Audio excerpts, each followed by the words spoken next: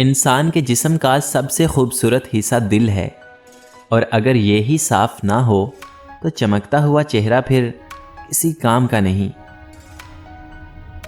سچا، اچھا اور بہترین دوست وہ ہوتا ہے جو خود تو آپ کو جو مرضی کہے، مگر جب کوئی دوسرا آپ کو کچھ کہے تو اس وقت وہ آپ کا سب سے بڑا حامی ہو۔ دلیل تھی نہ کوئی حوالہ تھا ان کے پاس، دلیل تھی نہ کوئی حوالہ تھا ان کے پاس۔ عجیب لوگ تھے، بس اختلاف رکھتے تھے۔ جب اللہ تعالیٰ کسی سے ناراض ہوتا ہے تو اسے اپنے سے غافل کر کے کسی ایسی چیز کی طلب میں لگا دیتا ہے جو اس کی قسمت میں نہیں ہوتی۔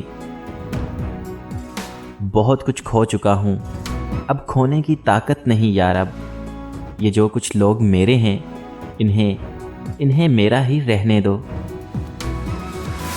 دوست فرشتوں کی طرح ہوتے ہیں، ہمیشہ ساتھ ساتھ۔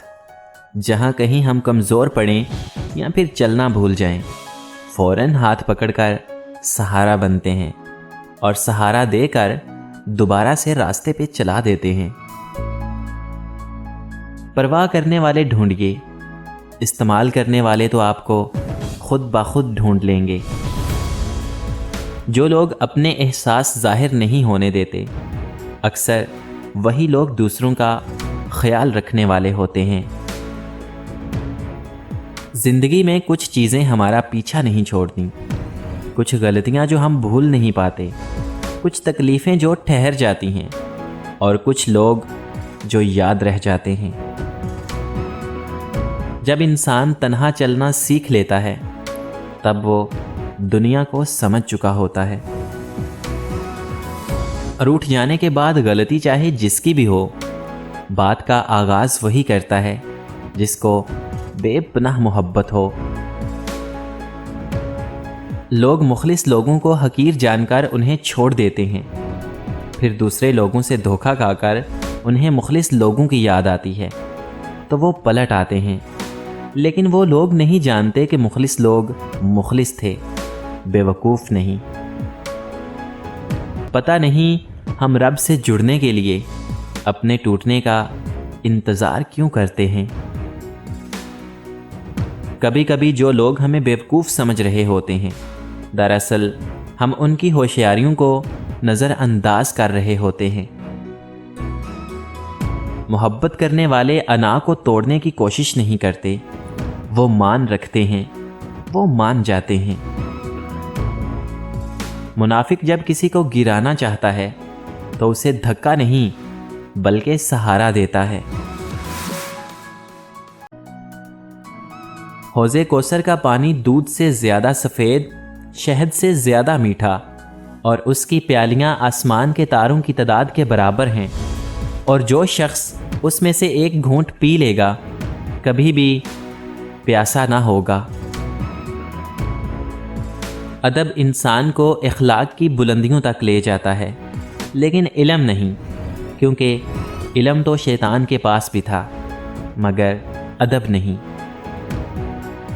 دنیا کی بھیڑ میں چاہے انسان سب کچھ بھول جائے، کتنی ہی موج مستی میں کھو جائے، پر اکیلے میں وہ اسے ہی یاد کرتا ہے جسے وہ دل سے پیار کرتا ہے۔ انسان وہ لڑائی کبھی نہیں جیت سکتا جس میں دشمن اس کے اپنے ہوں۔ لوگ ہوتے ہیں، انہیں مسالے دار چیزیں دلچسپ لگتی ہیں، چاہے سامنے والے کی عزت تباہ ہو جائے۔ سر عام بدنام ہونے سے سب ڈرتے ہیں۔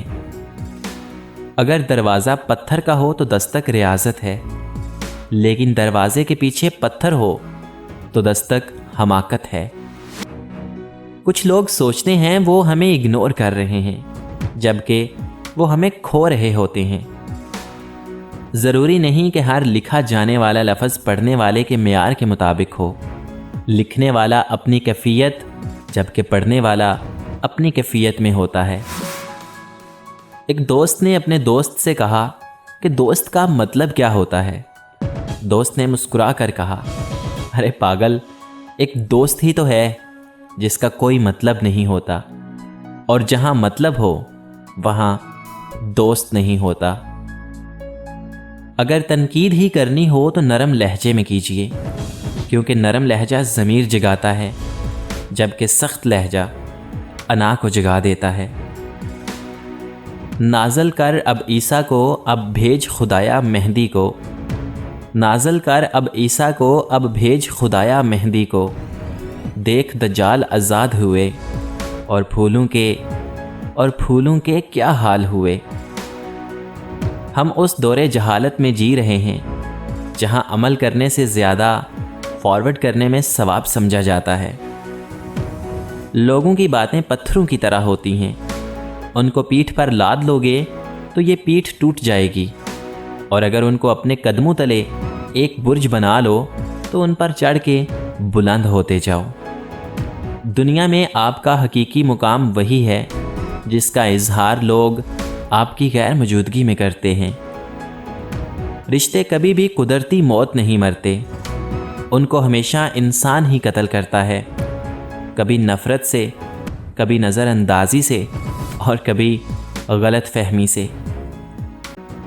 یہ زندگی ہے صاحب، الجھے گی نہیں تو سلجھے گی کیسے، بکھرے گی نہیں تو نکھرے گی کیسے۔ انسان مکان بدلتا ہے، رشتہ بدلتا ہے، دوست بدلتا ہے، لیکن پھر بھی دکھی رہتا ہے، کیونکہ وہ اپنا رویہ نہیں بدلتا۔ رشتے ضرورت کے ہوں تو کبھی خوشی نہیں دیتے، اور جذبات کے ہوں تو کبھی ساتھ نہیں چھوڑتے۔ ہمیں پتہ بھی نہیں ہوتا کہ ہمارا رب کس کس مقام پر ہمیں گرنے سے پہلے تھام لیتا ہے۔ یہ دنیا بھی بڑی عجیب جگہ ہے۔ جب چلنا نہیں سیکھا تھا تو کوئی گرنے نہیں دیتا تھا، اور جب سے چلنا سیکھا ہے تو قدم قدم پر لوگ گرانا چاہتے ہیں۔ میرے وہم سے میرے گمان تک یہ مرحلہ وفا کا تھا، میرے وہم سے میرے گمان تک یہ مرحلہ وفا کا تھا، میری طلب سے میرے نصیب تک یہ معاملہ خدا کا تھا۔